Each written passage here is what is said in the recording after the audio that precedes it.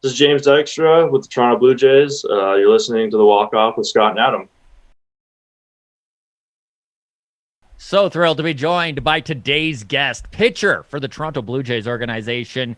His Double-A season with the New Hampshire Fisher Cats underway now. James Dykstra, welcome to The Walk-Off, man. Thanks so much for taking the time. Yeah, thanks for having me. Buddy, it's got to just, after such a wild year, be feeling pretty good to be putting on that Fisher Cats uni and actually playing some baseball, eh? Yeah, I mean, last year was obviously not what any minor leaguer wanted or expected. Especially me, just finally getting back into affiliate ball, kind of took the wheels right out of under me. But that's in the past now, and now we're just looking forward to this season. Hopefully, it runs smoothly. Yeah, ready to move forward. And so, for the listeners who maybe don't know, your path to the Blue Jays organization, a bit of a winding road. So, you've actually been drafted 3 different times: 2009, 10, and 2013. You moved around a bunch. In 2019, like you just said, you were out of affiliated ball, playing indie ball in the Atlantic League. What was that experience like for you?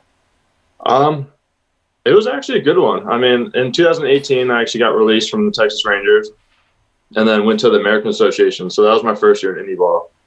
And honestly, indie ball, I mean, it's not where exactly you want to be. Obviously, you want to be in affiliate ball, but I had a great time. It was just a completely different atmosphere. You don't really have the mental stress of affiliate ball where you have the different levels and someone else getting moved up over you and all that. And I'm checking the big league roster nonstop, seeing what's happening. It's literally just one team and you're just there. Just everyone has the same goal, and it's just to get back to affiliate ball. So it's just, there's no egos. There's not really, it's just normal baseball again. What is the difference in fans? Did you notice any sort of difference going in indie ball? It really depends where you play. There was times when I was in, Sugar Land, the Atlantic League, or St. Paul, for example, in the American Association, you would get pretty much packed houses all the time. And then obviously you go to like Sioux City or the smaller towns that don't really draw a great crowd. But overall, I'd say it's about the same. About the same, eh? That's interesting, man. I know one very impressive attribute about yourself is that you don't give up. You kind of alluded to that. I mean, you were in indie ball. You were playing in Mexico where talent can be missed by scouting, right? But you weren't leaving anything up to chance. And this is actually really cool. Tell us about taking video of yourself pitching and starting to post that on social media, because that worked really well for you. And why was that a route you decided to take? And how did that help you catch the eyes of the Jays scouting department? Yeah, absolutely. Well, it was also, I was in American Association the first year, I didn't know anything. I've been in affiliate ball my whole career, so I didn't really know how the scouting and stuff worked. And, scouts didn't show up. We go to these places, we would be pitching well. Our team had really good players on it, but no one showed up. So we're like, all right, that's weird. How do we get out? What's the goal here? Yeah. And then my fiance actually came up with the idea of putting it on Twitter because she had followed Robert Stock, his story, how he kind of make the YouTube video. And she was just like, all right, well, this offseason, scouts don't come. You're not getting picked up because you weren't seen. Let's just try it. And so we started slowly filming kind of like my velo training type deal and tried getting that out there. And then that didn't work. And then went to the Atlantic League to see if I could have more opportunities because it's considered a better league, has more higher up talent. And again, scouts didn't show up, which kind of was mind boggling, but but didn't surprise me. And then went to Mexico, and again, my fiance is like, "Hey, there's video. It has a radar gun, has a good camera angle. Let's just give it one more try." So she put together the final video that I ended up sending out, and just, I wasn't expecting it to blow up like it did. I literally we posted it and just see what happened. And Pitching Ninja actually got a hold of it, and once they retweeted it, it took off. Yeah. Which is such a different, it's such a different thing in today's game, is the fact that a guy like Pitching Ninja, or you can get your stuff out there online and get noticed. Whereas like a lot of guys like yourself may have just fallen through the cracks even 5 years ago. Yeah, I mean, indie ball right now, in my opinion, in Mexico is filled with talent. I mean, there's teams on Sugar Land, Long Island, all these teams that have 8, 9, 10-year big league veterans. Like, there's people that could be playing in AAA, AA easily right now, and they're just getting passed up because people aren't sending scouts out. And, I mean, the only way they could really get noticed is on social media nowadays. And, unfortunately, the only way to get really popular on social media is if you throw 100. Which you did. Which, luckily, I do, yeah. Which is absolutely incredible, man. I mean, let's face it. Human beings can do a lot of amazing things. 100 miles an hour is not something we're supposed to do with our arms. Like, it's inhuman. Yeah, well, I started my career not being a hard thrower. I was actually just a sinker ball starter that was low 90s, would just sink it in there, get gun balls. And, you know, I got released and very quickly learned that that's not what they're looking for anymore. So I had to basically reinvent myself and just, you know, this is what I got to do to get back. And luckily it worked out for me. Does it stand out in your mind the first time you saw triple digits hit on that radar gun?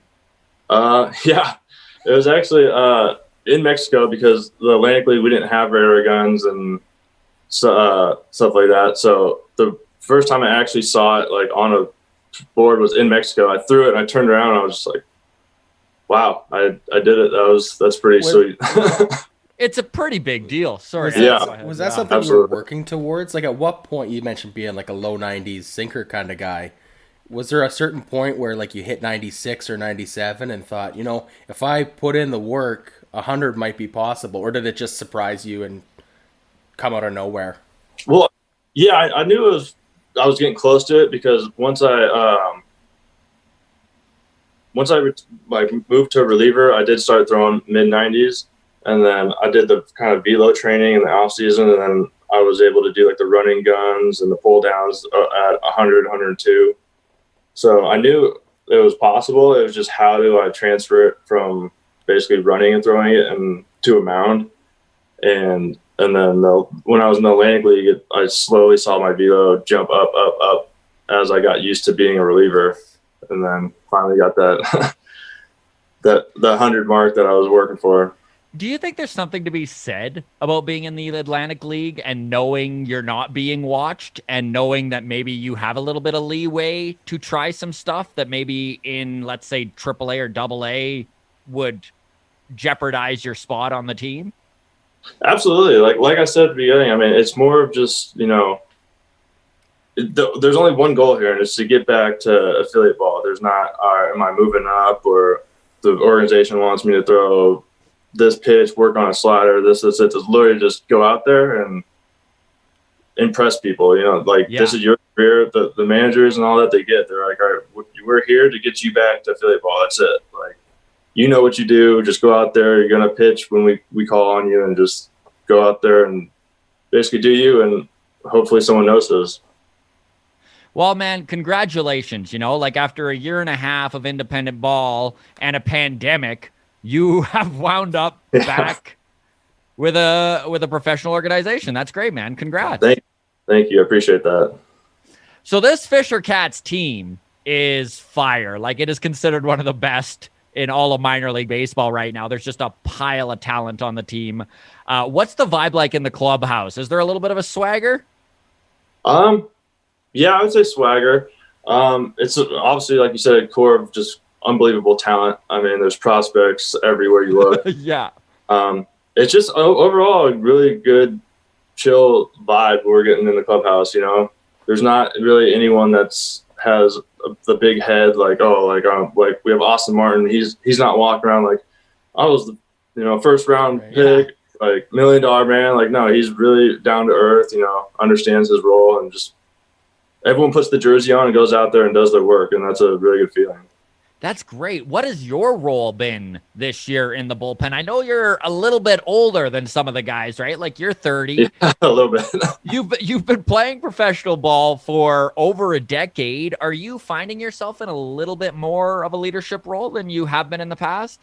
Yeah. I mean, I'm not trying to, be that guy that just, walks in like, this is my clubhouse. I'm the oldest, I'm just basically just sitting here, just rolling with the punches. I like the vibe that we're having. Just everyone kind of gets along. I don't want to, take that leadership role too serious, but at this point, I'm just another part of the team.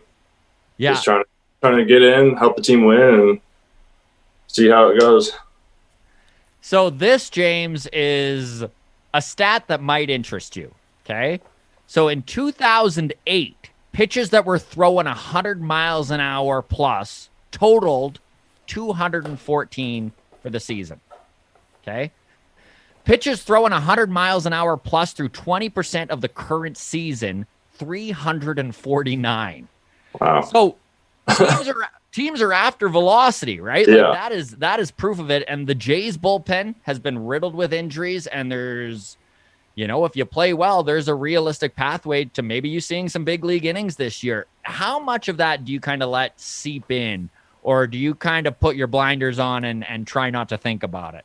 I'm trying not to think about it because last time I was in AAA, I think 2017, I got really caught up in it. I was in AA and got called up really quick. I was doing really well, and I was basically on the verge of the big leagues. And I got caught up in, like I said, the roster, the MLB transactions, the look at the box scores everywhere, every night. And it mentally was a grind for me. And I think that showed in my performance. And, like I said, going to indie ball, I kind of got that mentality of, I'm here to play, and what will happen, what will happen. I'm just, a little bit more of a game by game mentality. Yeah. I'm like this year, I'm thankful just to have the jersey on my back instead of, having that focus on something that's not in front of me have my head where my feet are, basically mentality that I'm trying to take. So if it happens, it happens. And, all I can do is just every time my name's called, go out there and pitch the best of my ability. And if it's meant to be, it'll happen. I love that mentality, man. And I love that you found a way to find that mentality, like even though it's been a trek for you to kind of get back, like you're where you got to be now. Yeah, exactly. I mean, like I said, it's been a long road just to get back. So I can't overstep basically, I just AA is where I'm meant to be. And yeah, I'm 30 and I'm in AA, but it's, it's minor leagues is the minor leagues. So it's funny to me. People never know how difficult something is. So listen, I'm a professional comedian. I've been doing it for 12 years, and I'm not going to lie, man. Like I had no idea how hard it was going to be. Like I look back on when I first got into comedy, and I had all these like ideas of, 2-3 years and I'll be, out there making money and on television and stuff. And then you realize it's a lot of work to develop an act people are going to pay you for, that there's a grind of the road, the bad pay when you first turn professional. You really need to want it. And I know there's a lot of comparisons to minor league baseball there. So I'm curious, when you first were drafted in 2009, did you have any idea of the road that was ahead of you? Did you know how much work this was going to be? Not really. I mean, I knew because my older brother was in pro ball at the time, but had a little bit different route than I have. You kind of travel as like in college and stuff, but at the same time, when you go to big name colleges, like you're staying in the nice places, you get all the first class amenities, and you come to the minor leagues and you're thrown into rookie ball or low A. And here's a Clarion hotel or like not the best amenities, and you're taking 8, 10, 12, 14-hour bus rides after games, and it's with a really $30 per diem. Yeah, exactly. It's a mental grind. It's like you're basically living off peanut butter and jelly, and like I think that's the thing that people aren't most prepared for. Yeah, right. Yeah, forget the baseball side of things. Just the everyone in the minor leagues is here for a reason. Like we're all pretty good at what we do, and so it's not a baseball aspect. It's all about how can I get through that mental aspect of, like I said, it's we're running on 5 hours of sleep after a bus ride that was unbelievable, uncomfortable, and beds that aren't the best, and but how can I go out and still perform to the best of my ability? Yeah. So you have accumulated a lot of experience. You've played ball a long time. You've been a starter. You've been a reliever. And I'm very curious if you've ever had a moment where you personally have been called upon by your manager to deliver some, we'll call it old school retribution. No, not yet. No, not yet, eh? Have you ever taken that upon yourself without the manager asking? No, I mean, maybe if there's a time that this year and that if we're just playing like we shouldn't be and just completely lost mentally, that I might pull, a team meeting or something just to regain the team together and just, let them know that it's a long season. There's a reason we play 6 months. And 2 weeks, 1 week, 2 weeks, 1 series, 2 series isn't going to determine the outcome of your final season. So I don't really plan on doing it, but like I said, if it comes to thing and the manager, if that's not his style, then I might do it. But right now I'll just, might pull 1 or 2 people aside that, look like they're struggling, and I might let them know that, there is light at the end of the tunnel, like this isn't the end of the world that you went 0 for 4. So there's something to be said for a guy who's been there and done that before,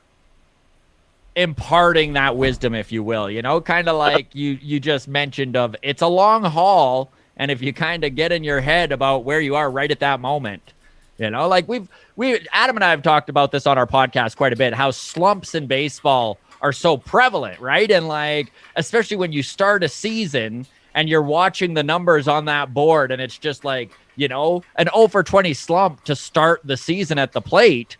Yeah. You feel like you shouldn't even be there. Yeah, well, absolutely. I mean, especially with the team like we have now, we're all just, major prospects, and probably in high school or college, we were the best players. We're not really used to having a bad month. High school, the season's only a couple months long, so is college. And, that could be mentally a grind too. It's, when I was in AAA, AA, and I struggled, you look around like, someone please help me. Like, I can't, like, I'm struggling. I don't know what to do. Help me. And, it's just, if I can give anything to the team, I mean, say I don't get called up this year, but if I can help someone with their journey and not basically go through the grind that I have, then I think it's a successful year. That is such a great team mentality. And that's one thing about baseball that you see quite often. And it's funny, like, let's talk from a pitcher's standpoint, right? I think it's safe to say a good catcher can make a pitcher better. Like he can just make a pitcher better. I'm curious about your career then. Looking back, are there some catchers that stand out in your mind that kind of made a difference to you as a pitcher? And how do you feel about this Chris Beck, Gabriel Morano kind of tandem in New Hampshire? Well, first, I love the tandem we got. I mean, they're both really talented catchers. I mean, the biggest thing I feel like in AA and like down this level is they could help out tremendously with just pitch calling. Because I know, like, again, this team's pretty young. Just having them learn basically how to call games and take that off the minds of, say, like a Simeon Woods, like a young pitcher. I mean, I'm sure he knows what he's doing, but just someone young, how to get to the next level is, you got to sequence people, and you can't just do the same thing every time. All right, slider worked here, I'm just going to keep doing it. That doesn't work in the high levels, So having a catcher just being on the same page all the time is just huge. And then the second part of that question is, when I was at the Rangers, I was lucky enough to throw to Jose Trevino, who's their big league catcher now. Yeah. Again, when I was that young, I didn't know what I was doing. I was just, I have these pitches and I throw them when they work. And, that's when I started struggling. It was the first time through, second time through, I'd be fine. Third time through, I'm still doing the same thing because it worked. And I would get crushed because, you start facing the big league hitters, the superstars, and they're going to make you pay. Yeah, they're going to make you pay. And yeah, you can't do that the higher you go up. So. All right. So are there any mishaps on the road? We were just kind of talking about like when you first start, you're in the Gulf Coast League or you're in rookie ball and you're not used to kind of the grind of travel or whatever. Are there any road stories that stand out in your mind? I mean, you start kind of combining weather and travel schedules and deadlines and stuff can fall apart on you. Does anything stand out? Oh man, there's a lot of travel hours. Nothing really. I mean, there's just,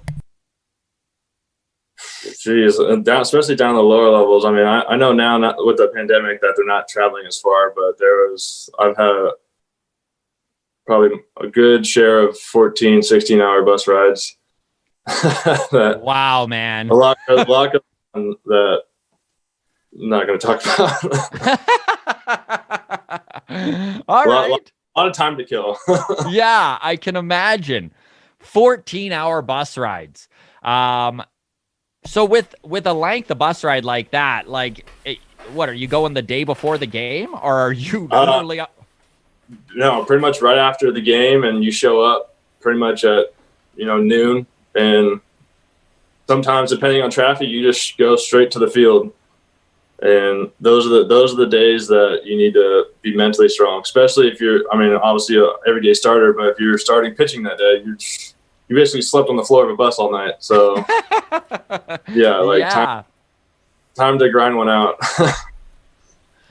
All right, James, we chatted with fellow Fisher Cat Brody Rodning last week. And we also chatted with Zach Britton of the Vancouver Canadians a couple weeks back, and we did some Canadian trivia. And I'm going to tell you right now, don't worry, you're not up against much competition. These boys struggled. So 3 out of 6 is what Zach got, and then 1 out of 6 is what Brody got. And Brody's from Minnesota, dude. Right? I'm going to have to get on for this one. Yeah, that's right. You mind if we test your acumen when it comes to Canadian trivia here? Sure. Yeah? All right, we'll see how you stack up against Zach and Brody. We'll give you 6 questions. So Toronto is in which Canadian province? Oh, geez. Jeez, I didn't even know their provinces. Ontario. But here's the thing. This is going to be very useful with you when you get pulled up in September and people start asking you Canadian trivia and you just seem like a pro here. Right. Like, oh, yeah. I failed earlier so I could run now, right? Yeah, exactly. All right, so next question. Which city does the NHL team The Flames play in? Oh, wow. Isn't that Calgary? Nailed it. Yes, sir. All right. So you've already tied Brody, and you're right. Okay. So the stadium the Toronto Blue Jays play in currently is called Rogers Centre, but old school Jays fans will always remember it as what? Oh, geez. I should know this. They have pictures all over the minor league. I'll give you a hint. It was something Dome. I'm blanking. So it was Sky Dome, and it was such a big deal at the time when they built it in '89 because they were playing in a field that was outside at the time, Exhibition Stadium, and in Toronto, you pretty much write off April because you're dealing with winter. So everyone was all excited that there was finally a roof on their stadium there. So, all right. Canadian Larry Walker was inducted into the Hall of Fame, the Baseball Hall of Fame in 2020. What Canadian Major League Baseball team did he play for from 1989 to 1994? Was it the Expos? Nailed it. There you go, buddy. All right. Well, And we're I'm talking good with the sports ones, not the. Yeah, see, it's funny because Brody's one question he got right was what are the NHL team, the Jets? What city do they play in? And of course, he's a huge hockey fan. So All right. So now that we just mentioned the Montreal Canadiens, the province that they're in, Quebec, what's the Canadian delicacy that Quebec is known for that is fries, cheese curds, and gravy? Oh, I know this one.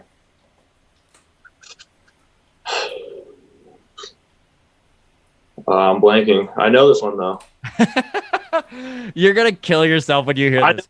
I love watching Network Channel, and they literally just had one about this meal, and I'm poutine. Poutine, yeah. I was thinking boudin. I'm like, no, that's a Louisiana thing.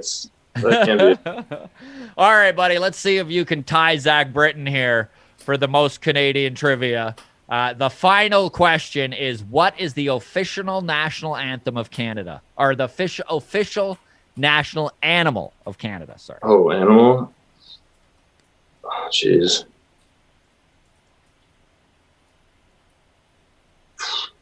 This is probably completely wrong. Moose? That is not a bad guess. It's actually a beaver, but we'll give you half a point. It was between moose and beaver. I didn't know it was a beaver either. I would have thought the goose.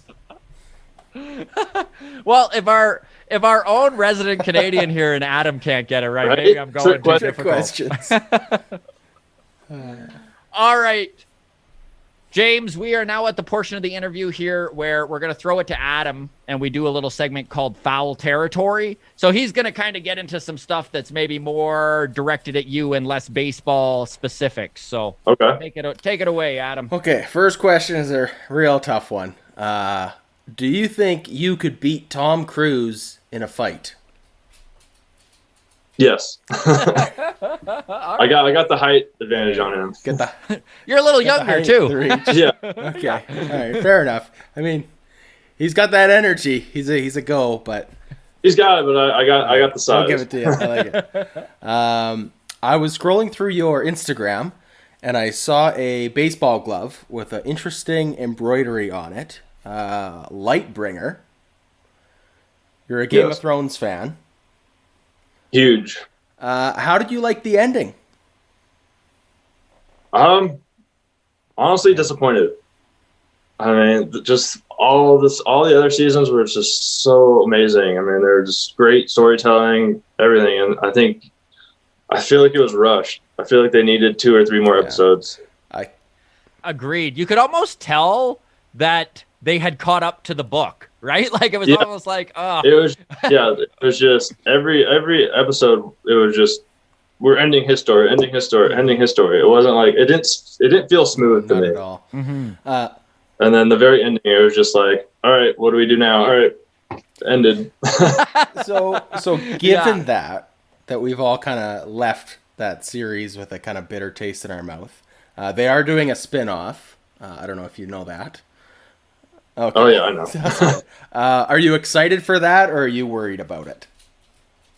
No, I'm really excited. I mean, I feel like HBO normally does a good job of listening to, critics and fans and stuff. So I feel, again, it's kind of, they don't have a certain amount of, episodes or whatever. I don't think they can, stop. So they can basically just build it up again, like the beginning of Game of Thrones. And last Game of Thrones question here. I mean, I do have a Night King on my shelf here. I put him here specifically for this interview. Oh, thank you. Which Game of Thrones character do you identify with the most? Oh, geez.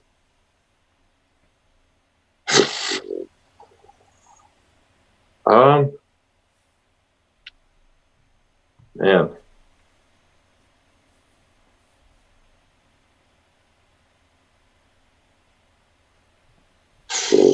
Jeez, I don't know. You know what? There's like 1,000 characters. That's fair. Well, who's your favorite? Jon Snow's obviously up there. Yeah. Just because I feel like he had the most interesting storyline. You know what? I just wanted to see if you were gonna name a Game of Thrones character, or if like a Lord of the Rings character might slip in there. I mean, it's been a couple of years now since the show was on. So. Yeah, I love some Lord of the Rings, though. I'm not gonna lie. Yeah, me too. Yeah, I mean, obviously Daenerys Targaryen. You know, we got the blonde. There you go. Working together. I like it. No, that's good. Okay, well, let's move on. Let's move on from Game of Thrones here, because that could just become its whole nother conversation. Right, that's a whole new show. Okay, as far as the All-Star game goes in the MLB, it doesn't quite have the same fanfare that some of the other leagues do, right? I mean, they have the game, they have the home run derby, but otherwise, you see skills competitions in the NHL, hardest slap shot, stuff like this. Would you be interested, even just as a viewer, in watching skills competition at the MLB All-Star game? Like, it could be we were talking with, I think, Brody last week about doing like a hardest throw. I know you've mentioned doing like the run-and throw at a radar gun. I know that's kind of fun at the NHL All-Star game when they do the slap shots and they get a big wind-up and they take a run at it. Yeah, something that you'd never see in a game normally. Yeah. Yeah. Absolutely. I mean, I could see how it would be a fan draw, but at the same time, I could see how players wouldn't really be wanting to do that because it could cause injury. You know, the last thing you want to do is be the superstar of your team, and I just blew out my shoulder or lat trying to throw as hard as I can from the outfield ball. That's a great point. That wouldn't do well with the owner and the fans. That's a great point. All right, fair enough. I do think it'd be interesting, though. You know, you could have like a UFC belt or something for the winner. Totally. All right, last question here. I also saw on your Instagram an Xbox that was gifted to you a few years ago. Are you still a gamer? Do you play games? Oh yeah. Still bringing it. What are your games of choice? Are you like a shooter guy? Or do you play sports? No, I'm more of a shooter guy. Not really. Could never really get into the sports. You know, I know a lot of people play and are excited about the new MLB The Show game. I could never get into it. You know, it's like my life basically revolves around baseball. You need to escape it into fantasy, right? Yeah, I use video games to escape, and the last thing I want to do is go to work while you're playing vids. But you know, I've been playing a lot of Apex Legends lately. I know everyone's into the Call of Duty, but I don't know. I haven't been able to get into it lately. No, that's cool. Okay, great. Thank you so much, James. No problem. All right, my man. Really appreciate your time. Before we let you go here, I do have a few listener questions. Are you good to stick around for another 5 or so? Yeah, sure. Awesome. All right, so this first one is from Barry out of Toronto, and he says, "Hey, James, it's cool you're on the show. Did you play other sports growing up outside of baseball, or was your sole focus on ball?" No, I played other sports when I was little. I played, I think 1 or 2 years of football. Played soccer and basketball a lot. Nice. Pretty much till about 7th, 8th grade is when I, made the choice that, I like baseball the best, and I think this is where the future is going to be. And sorry. Did you pick baseball because you were best at it? That was kind of when I made the determining factor that, I can do without these other sports, but baseball is the main one. Right. Okay, so this next question is actually from an American listener, which is cool, from New Hampshire. Trisha says, "Hey, James, I think the Fisher Cats bullpen is going to be lights out this year and a real strength of this team. You have more insight. How do you feel about the pen?" Absolutely. I mean, I think our team in general is just stacked. I mean, I think Baseball America did a thing where we're the second most talented minor league team or something like that. But our bullpen is definitely a huge, huge part of that. I mean, it's definitely going to be nice, going to the 5th inning on with the lead. I think a lot of games are going to be close, and I think our bullpen has the talent to, bring home the wins in those close games. That say Lowe or Simeon Woods can just go 5-6 innings, then that's all they need to do. They don't need to be a workhorse and waste 120 pitches in the game just because our bullpen's lacking that day. Yeah, totally. But yeah, we have some really good arms. I mean, Fitzgerald Stadler's down there. Guys, I think he's like 7 feet tall, throws 100. I mean, Brody Rodney, and he's the lefty guy that's pretty much unhittable to lefties. It's just, there's a lot of pieces down there, and I think that's what makes a good bullpen is that not everyone's the same thing down there. You have pretty much everyone for a different role. That's great, man. I love it. Your last question here is from Daniel out of Edmonton. So that's the capital of Alberta, just above Montana, to kind of give you an idea where it's at. He says, hey, James, how weird was it for you last year? Did you find a league to play in at all, or was it pretty much an off summer? I didn't play in the league, but it wasn't an off summer. I was still under contract with the Blue Jays, and I unfortunately didn't go to the alt site, but I was still in talks with them. And just because I wasn't there, I wasn't doing basically what the alt site was doing. I was still throwing, still on a throwing program schedule, throwing, twice a week, doing, scheduled bullpens and videoing them and sending them to them. Pretty much doing a full season, but, just at my facility. So, yeah, I didn't get any game experience, but at the same time, I basically did a whole season throwing wise. Putting in the work. That must be so hard to push yourself, like you said, just at a facility where you just got to go and like throw like a full session twice a week. I mean, obviously you love pitching, so you love doing it, but without all the rest of it that comes with it, it must have felt kind of weird. Yeah, well, it definitely gets tedious. It's just coming, July, you're just like, all right, this is my 40th bullpen. Like, just throwing in turfs on turf mound into but that's just a mental side of the thing, unfortunately, that, I had to go through, and I wasn't the only one of it. I know, majority of minor leaguers had to do that this year, and, that's why getting this year going was such a big deal for minor leaguers that, we need that game experience. We can't just, throw into a net all day and expect to be big league ready on a moment's call. So, well, I know even the fans are thrilled that minor league ball is back. It's nice to kind of have a little bit of normalcy kind of start to come back again. Well, we are too. I mean, I know just watching big league games and just, the crowd noise being pumped in just wasn't, even just watching it, it just sounded like it was miserable. Yeah.